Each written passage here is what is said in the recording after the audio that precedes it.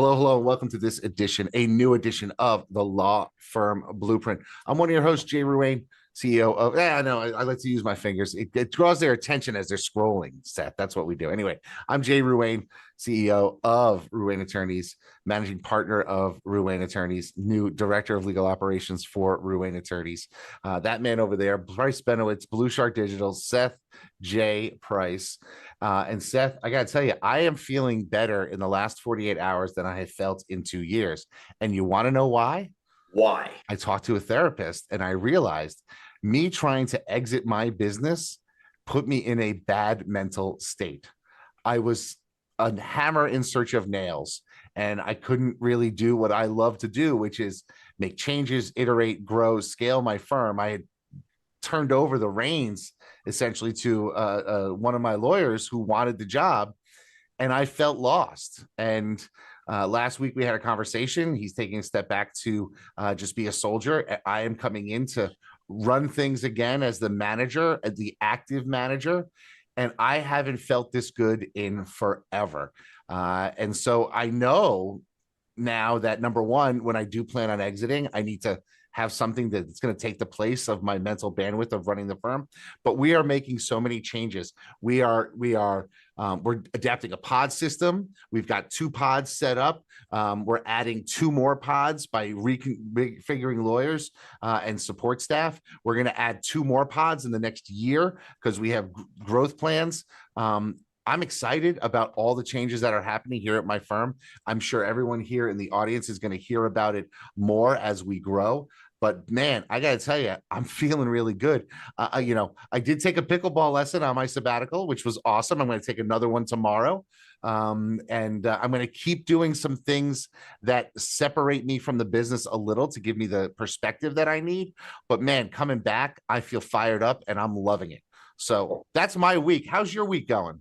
It's ups and downs. Like your week from 2 weeks ago is, HR ups and downs, trying to figure out how not to make mistakes. We've seen a lot of stuff, like a lot of issues with mental health issues poking up post-COVID. I had mental health issues the last month. I was depressed. With you, and then multiply that by 250 people between 2 organizations. It's not nothing. And trying to figure that out, we went back to the drawing board with our testing to see whether or not we could do, not that it's going to show you mental health issues, but like looking at all of the different factors that go into hiring. And it's funny, funny aside, one of the new tests, it's a souped up Myers-Briggs of some sort. They said, hey, Seth, take this to see how you like it. It was actually pretty cool. Immediately upon finishing, giant picture, entrepreneur. It was like they didn't know who I was taking. It was just very, very funny. Extrovert, entrepreneur. It doesn't take a lot to sort of figure that out, but I'm trying to figure out, we talked a lot on the show. We have a really sophisticated recruiting process. And the thing that anybody's been listening to the show, and one of the things I'd like to say is it's so cool between you and me, the amount of feedback we've gotten from listeners and viewers is just amazing. And one of the things that, I hope we share and that I hope that people see is that it is not a straight line moving north. It's not like a hockey stick going up. There's a lot of steps backwards, and every time you think you got it dialed in, So let me tell you something. This is a conversation I had with my good friend, your friend, and someone who actually successfully transitioned out of the daily running of his own firm is Justin McShane. And so when I sent him I sent a text message to a group I'm in on Friday talking about how I was going to have to make some changes, stepping somebody back. I was giving up my sabbatical, blah, blah, blah. And he sent me a text message. And I got to tell you, this text message resonated with me. And his text message was, Jay, just remember, brother, 2 steps forward and 1 step back is still 1 step forward. And that really resonated with me. And I carried that with me all weekend as I was, fired up, making changes. Here's how I'm going to do things. And I'm excited about the changes. But I'm also going to be more cognizant of where I'm spending my bandwidth. I'm not canceling my vacation that's 3 weeks away. I'm taking time off. This weekend, it's Memorial Day weekend, and I've got a baseball tournament all weekend. I'm gonna be engaged in the moment at the baseball tournament and really enjoy that too. So I'm kind of fired up, but yeah, I mean, the hiring is getting a little easier. It seems we're getting more applicants for open positions. Uh, they're not necessarily great applicants, but we're getting something so that at least my people who are doing that have resumes coming in. Are you seeing that? I'm seeing everything. I'm just right now. It's two steps one forward, one step back resonates for me. The good news is I'm seeing more resumes. Like I'm seeing the market open. Let's take that as a positive. But I am finding that we are making like we have our longstanding people that have been with us forever.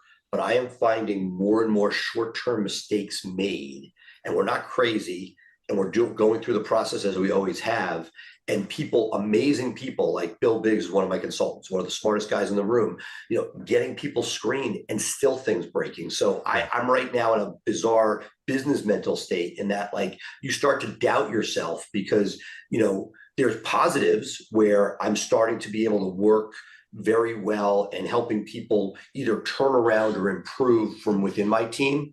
I felt I lost my mojo there, and that's been very strong. But the ability to sort of source properly so that we don't get early turnover has been something that just really bothers me lately. Well, let me ask you then, that poses a good question. It's something I think our audience should know about. When you have situations in your office, how often are your team members, either legal staff or support staff, how often are they getting trained or training? Are you doing something weekly, monthly, quarterly? We're talking now, and one of the things that I'm instituting is, I've got this network of criminal defense lawyers, like kick-ass criminal defense lawyers all across the country who I've met over the years, and each one has their sort of specialization, so to speak.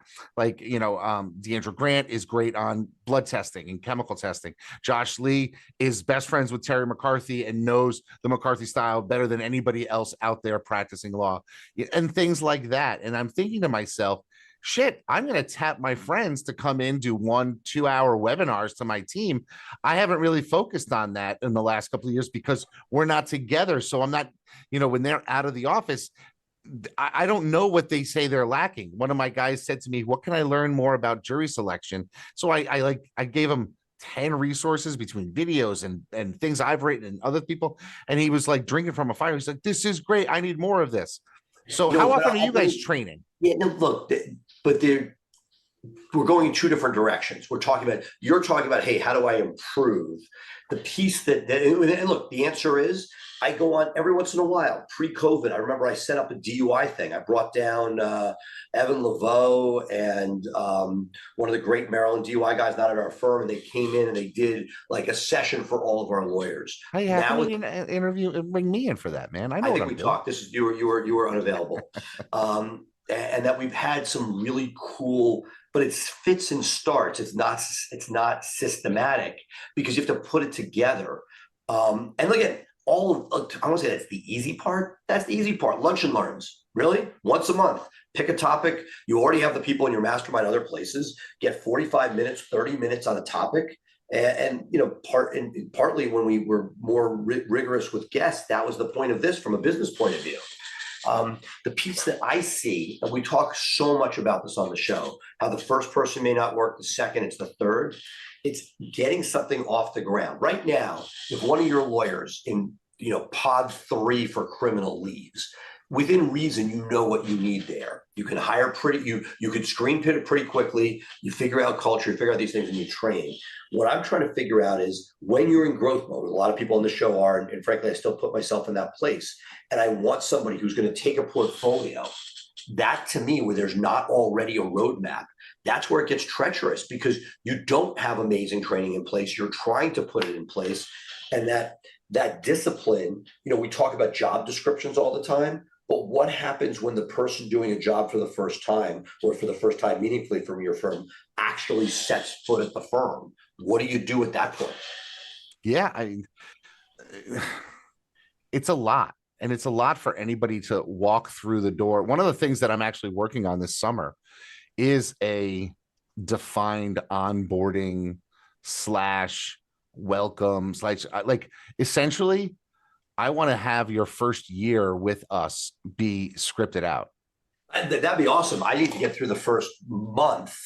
Blue Shark does an amazing job. I call it the culture bubble. It's not a positive. I probably shouldn't use that term, but they do an amazing job. They meet every department. They go through. There's training. There's manuals. There's training, all sorts of stuff. And I think we have that within our intake department at Price Benowitz. Thank God. But when I leave that bubble and I go to new stuff outside of those places, it's rough. At best, we have an onboarding, but it's only as good as the person who's working for us at that moment. Let me ask you, you've got a new family lawyer who joins you. When do they get introduced to the personal injury lawyers in your firm who then explain, here's what we do, here's the cases that we want. If any of your clients or your contacts, send them our way. Are you creating those relationships, or are you expecting them to happen without being intentional with them? It's a really great question. We have moved to, thanks to a great executive director. As you know, we were through the woods after losing a guy off the motorcycle, and our current executive director is now approaching 2 years. We now have quarterly all hands where we do that in a more systematic way. It is not as casual as with criminal. The cadence of having a lunch meeting or even a breakfast meeting doesn't happen. People are in court. It's not, the PI world, they'll take meetings all day long for the most part. I'm being sarcastic, right, but it's a different cadence. So we try to do that through our quarterly meetings. I wish there was more of it. If somebody is in an office with other people, it happens organically, but we don't do as much of that. And that's why we at least per quarter, there's an understanding of what everybody does. Yeah, I mean, I think that it's really important, and I'm going to throw something out there that I recall happening at another firm, and it's going to break your heart. It's going to break the heart of every PI lawyer that was out there. They had somebody on intake who they happened to be walking through the intake area one day, and they overheard one of their intake people say, "No, I'm sorry, we don't do truck accidents, we do car accidents," and they hung up the phone. And that was a training failure on intake, of course, but I think that speaks to the larger question of, does everybody in your firm know what it is that everybody else does? I mean, we talked about this on a show like months ago about how Ralph Lauren, if you're going to go work for corporate, you got to spend the first month on the floor in a retail store just so you can understand what retailing and how important it is to their business and what it is. And I think that's something that it's almost necessary in a law firm too. Have those conversations early and often so that people can understand what it is that you do. I had a perfect example. I rejected a client today who had come in for a referral. They wanted to have a sit down with me 2 weeks ago. They paid an exorbitant amount of money because my time is very valuable. And we quoted not a ridiculous fee. I mean, it was reasonable for what the 2 hours I had to spend with her. But, and then she emailed today saying, "I really would like you to handle this type of case." Now, could I do it? Absolutely. Right. Will I do it? Absolutely not. Because it's not the type of case that I enjoy doing. I mean, in my past years, would I have taken this money gladly and smiled? Absolutely. But I have to realize that I'm growing something that's different than what I did 15 years ago, hell, even 5 years ago. And that's one of the things that I think that has made me ebullient today, is that the business that I stepped away from to let somebody else manage 2 years ago, and I'm coming back to, has grown by like 40%. I mean, we're at 25% growth this year. We tacked on another 15 last year. I mean, we are double where we were 2 years ago. So if that's the case, it's like I almost get to reinvent and make a brand new thing with people that know me and love me and trust me to lead them the right way. So like I said, I'm in a good headspace now. I'm sure it'll get ruined at some point, but it's funny because I had lunch today with somebody who basically does one area of law, been very, very successful. And I met with him a few weeks back and said, "What are you doing?" He was dabbling in a bunch of other areas. Two of the areas that are biggest areas. "What are you doing? You're doing so well in this one area. Why are you dabbling?" And he took me to lunch today and said, "You're right. And we want you to do these cases outside of our sweet spot," which was awesome. But he asked me, "Hey, your growth seems to have curtailed a little bit. Like I don't see you growing as fast as you once were. And like number of lawyers, number of offices, yada, yada." And I said, to a certain extent, they're right in that one of the things, and we talked a lot on the show throughout COVID, was up leveling what we had. Like, instead of hiring a new lawyer, do I have an FTARD who is not performing particularly well? Again, using the Jack Welch concept, do I have a couple lawyers that are really revenue wise so low, performance wise, not the brand we want to present? And we've been basically spending the last 9 to 12 months trying to up level those people, which is not easy, because now you're not just growing, but you're actually trying to like improve. But I think that is where some of these areas you just talked about, where the other guys may be like mediocre, but at least they knew everything going on. Now you're back to really dialing in your training and your cross pollination to make sure these new excellent guys. But the truth is, when we upgrade, it generally comes with a better Pentium that allows people to get that concept, where you don't need to say, hey, if there's a family law case, make sure you feed it through. The A players kind of get that naturally, and it takes a lot less reinforcing on the firm's part. Okay. So I got a question for you, and I'm going to throw this at you. We were at Fireproof Weekend together a while back. In fact, I think next week we're going to get to have a sit down with Mike Moore, so I'm excited about that. And one of the things that they talked about was you want 40% for compensation, which makes sense in the Seth Price model. For owner compensation you're talking about? No. I think it was overall compensation for your team, compensation. 40%. Owner compensation at 40% would be a hell of a profit margin. But so you're at 40%, right? I'm way over that.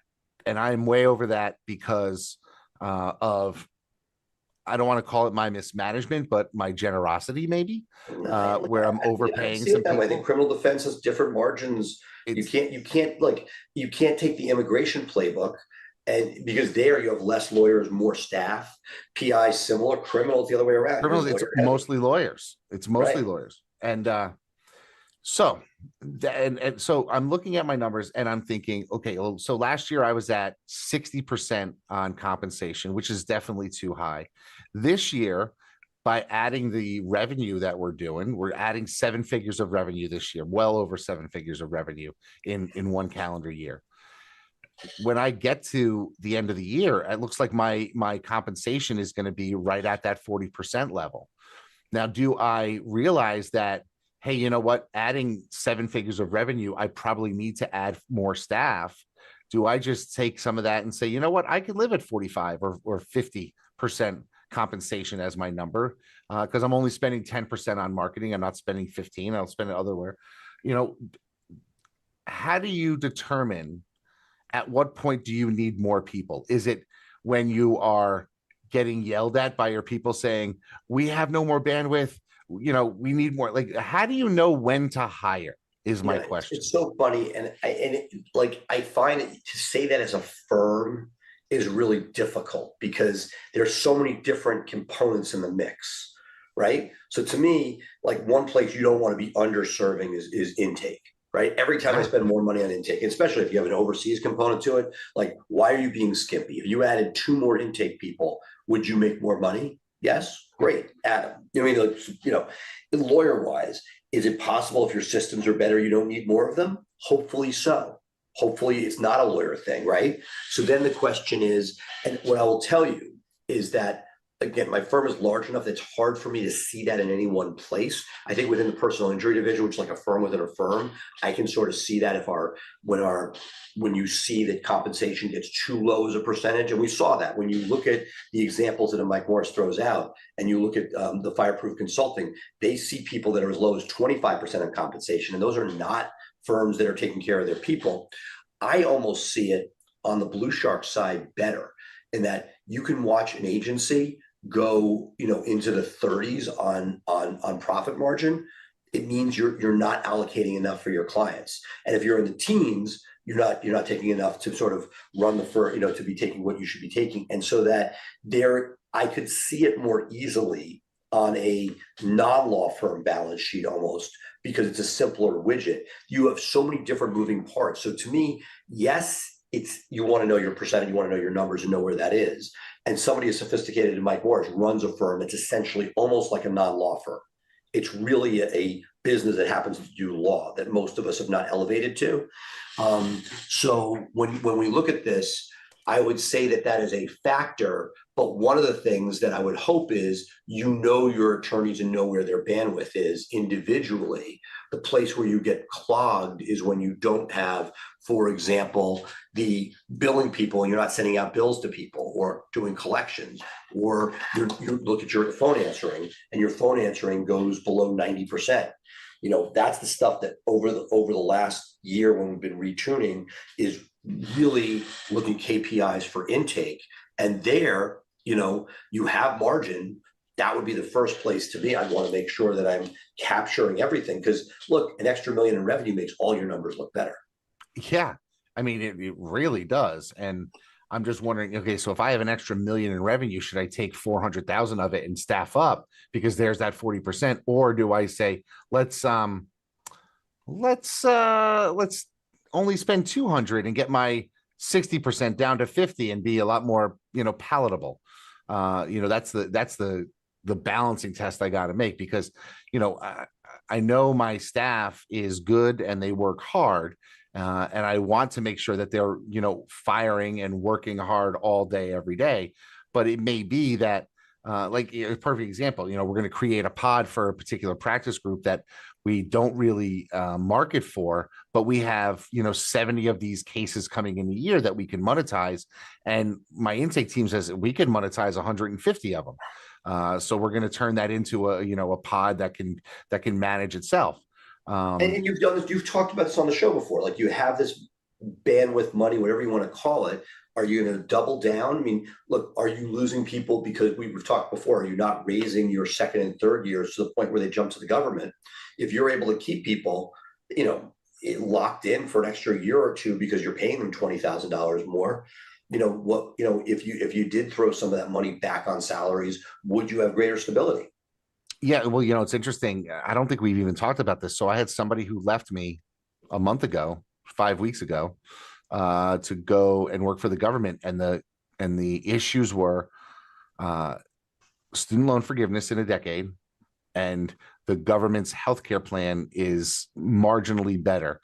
Yours cost me $6,000 a year. If I wanted to add my family, I only have to pay $4,000 a year for the government to add my family, for about the same plan. So I really think it had more to do with the student loan stuff. But we got a call from that former employee 3 weeks into the new job saying, I am definitely in the wrong place. I need to come back. I was loving doing what I was doing. And is there any way we can make the difference up so that I can make this work? I was like, what, for $2,000? I can't ever give you student loan forgiveness. I said, what if we go up 10 grand and that's your new base? And then you work off of that. And they jumped at the opportunity. And the great thing for me is that this is a woman who was due to have a baby in the beginning of June. So essentially we gave her 2 months pre-baby. She'll take 3 months post-baby as a maternity leave. And then she's going to come back in September when she's going to quit her other job. I'm excited about that. And that has actually happened. That's something that we posted in the group. Boomerang employees, people who leave and then come back because they don't realize how good they had it. Where we just got an admin who left with another lawyer a few years ago. I didn't even realize, I didn't put two and two together, that a sort of a problematic family lawyer, when I was trying to start that practice, left and took somebody who was decent, coming back to law clerk now that she's in law school. Oh, that's awesome. So, those are nice, but it's a mixed bag, right? Yeah. It's are you putting rose-colored glasses on, or was there probably? and the idea is, what I always talk to people about is the exit. I remember once when I was exiting a place years ago, before I even had a law firm, and when you do right on an exit, how you exit shows so much about you, because it's so easy for that relationship to go south at some point. There's so many, like any breakup, right? Even boyfriend girlfriend stuff. Like, how do you make a thing where nobody? I'm going to go out on a limb here, Seth, and say that you maintain good relationships with 95% of your breakups. I do my best. And I remember Bill Umansky, friend of the show. No, I'm talking about girlfriends. Like girlfriends? Well, it's been a while. I know it's been a while. It's been a while. No, but you know what? I two schools of thought. And I think as I got closer to the finish line, where when you're in your early 30s from me. I was in my early 30s, and it was those breakups did not stay as friendly, where there was more vested. Whereas back in the heyday of casual fun, 20s, much more so. As I reflect back, and I don't know what that means, but what I would, when there was a, hey, is this the right one? Yes or no. And when it wasn't, those didn't go. But if it was like you're 25 years old and you said, hey, I'm going to be like traveling the next 6 months, we probably, go have fun. Those much more. I thought you were going with the employees, because Umansky, I remember, had a much more robust firm, and he did a pretty darn good job of staying in touch with people who went off to compete against him. Yeah. And that to me has been sort of the ultimate test. I count very seriously. I've had one devastating loss. When I say devastating loss, a guy I loved so much, made money, was everything I wanted, and was given the opportunity to go into business with his childhood friends. Oh, well, it's but you're never going to be able. Retained of counsel status has been as positive. When he put his farewell, I wish it was that gracious with all of these. But as you know, when people leave, and this is no different than breakups, right? There are times when you break up because you're like, no, this is not right. And there are times you're a wuss socially, and you may go 4 months and just wait till the person gets fed up with you for not being an attentive significant other. And so I feel like with those that have a clean breakup, and also who does the breaking up, you're much more likely to maintain that. And you just never know. Out of the blue, the very first or second PI lawyer we ever hired, who was not great. I was at an event, something social, and there's a woman who sort of younger, middle-aged woman. She looked very striking, and I knew her from somewhere. I sort of went to give a very gracious hello, and I got the signal very quickly, hug is not good. And it turned out, and it was somebody who had left. There was a breakup. There was no spade work done afterwards. I think they went to the defense side, but it was pleasant enough. But it was like, had I had that conversation, and then more recently somebody left, and I would have been in the right burning the bridge. Person didn't do right by us on the way out the door. But 5 weeks later, 8-10 weeks later, whatever it is, picked up the phone to see how they're doing, and it was as positive as you could be. So I think that part of that is can you figure out the right period of time before it's okay to reach out, because it's a small fishbowl. I think Umansky had it right. If we can somehow keep those relationships, generally more good comes than bad. Yeah, I mean, the way I look at it is, as a criminal defense firm in Connecticut, Connecticut is small to begin with. Criminal defense practice is even smaller. We're talking about, maybe 200 lawyers statewide that our firm interacts with regularly. And if somebody leaves and they've been with us for any period of time, they're likely going to fall into this practice area to some extent. Maybe they're going to a general practice firm and they'll cover the stuff. So you want to maintain relationships as best you can. I think that's just good business. I have had a couple. Easier said than done, as you know. Well, you say that though, but I have fired people, and in fact, I fired somebody a year ago. You met, who I just texted 2 days ago when we were talking about jury selection, and I said I have a great story about trying this case with this other lawyer that I eventually fired, and get along fine now. He sends referrals our way, right. And so. I'll leave this. We got to wrap this up. But is there an ideal period of time when somebody leaves, either by their choice or your choice? Easier if it's their choice, but because it's very hard to say, I just fired you, now be my best friend. Oh, and look, I do everything. I go outside the playbook. I don't know if you do this, but my attitude, and I say don't record this, but we're recording it obviously. Is if I can help somebody land on their feet, whatever it takes, just because it doesn't work for me, you have to be humble enough to know, unless somebody stole from you, that right. You want them to be in a good place. And absolutely. I've seen I want people who leave me to succeed so that it reflects on me. Right. With the foundation that I gave them. They need to mature. Most of the time they come back later and say, oh my God, I can't believe what I did. I was with you, but it is what it is. It's, my favorite was one of my law partners, guys came out to Blue Shark right as we started up, and he was going to help me with business development. And he was terrible. There's no other way to put it. This guy, in a world where you're supposed to like call a bunch of people, he'd call like one person a morning, have tea. Great guy. He ended up leaving and he got a job with like a building association that runs the largest conference in Vegas. He has a portfolio of 12 people. He needs to schmooze them, charm them throughout the year. The greatest job in the world for him. Yeah. Like I see him now and I smile. I'm like, and I think that the more that we can sort of figure out, I always tell people during the interview process, if I can make you better off with me than without me, I want you working here. And if I can't, that's why I talk a lot about what people are making now, what they want to be doing, et cetera, because you don't want to bring somebody in who comes to this, oh my God, your comp plan, I'm making less than I was before. That's not ideal, even though money is not everything. So I feel like these situations are such that if you can figure out what it is that drives somebody both on the way in as well as on the way out, that I love that. Figuring out they're going to a firm, we don't do employment law, they do employment law. Can I do that? That's about as nice an exit parting gift as you're going to get. Yeah. Okay. So last topic of the day, and this is going to be very quick. You are Mr. Conference. I mean, Facebook friends, and every time I open up my feed, there's a new picture of you with people at another conference. You just came back from Pilma, and I want to know from you your one takeaway. Is it a new piece of tech? Is it a new idea for marketing? Is it a new idea for operations?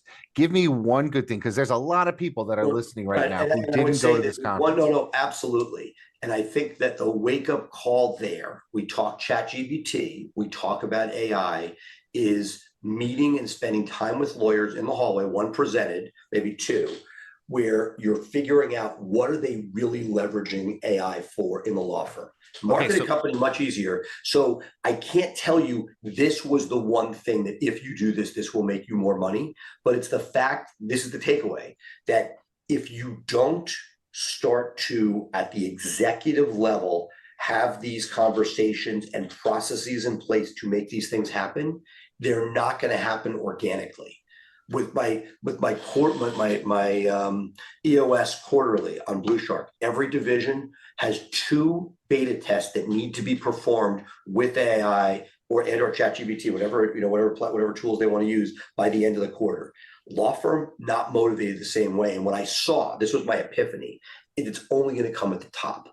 The people you have on board are not going to figure out how to do these things, and that you and or somebody you hire is going to need to come up with these things, implement them, and then bring the employees on board. But that if you're waiting for your employees to do it, and everybody is doing it successfully, it's not like, oh, my team really loved this. No, you built a team that's anti-AI, that's old school to a certain extent as a law firm, and that what you want to do, you're going to have to go do that hard work. And this is not, I wish there was a soundbite I could say, do this and you'll be fine. But just like when the web came up and you and I met ourselves way, way back at like above a head house, figure out where those conversations are happening. And some of it now, thankfully, you could even get through a TikTok or watching YouTube. You can get a lot of this stuff online, and there's no substitute for playing and figuring out what works. The only thing better is speaking to people about what's working for them.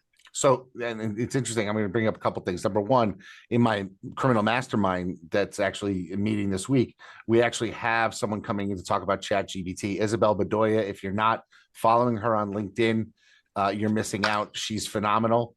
So I have her coming in to speak to my mastermind group all about how we can put our marketing explosion through using GPT and AI. Let me tell you something that I'm doing now. Repeat it. Isabel Bedoya. Bedoya.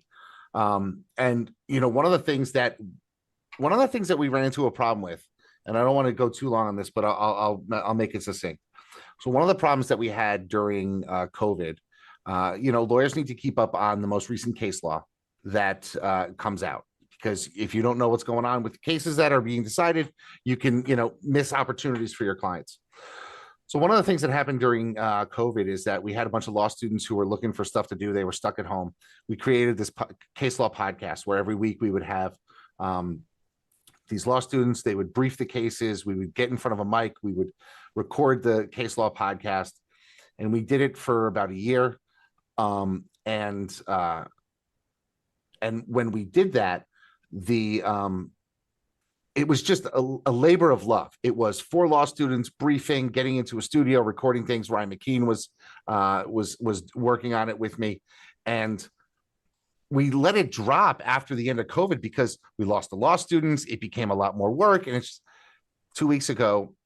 Using 3 different AI products, we were able to put out a new episode, and I did one yesterday in under an hour. We used case text, we used chat GBT, and we used 11 labs to do voice cloning. And we are in a situation where we are now turning around this case law podcast in an hour every Monday when the cases hit the street. And we are able to build our brand that way with a minimum of actual legal work. In fact, yesterday. When do you and I get to stop talking? When can we just have some bots do our podcast for us?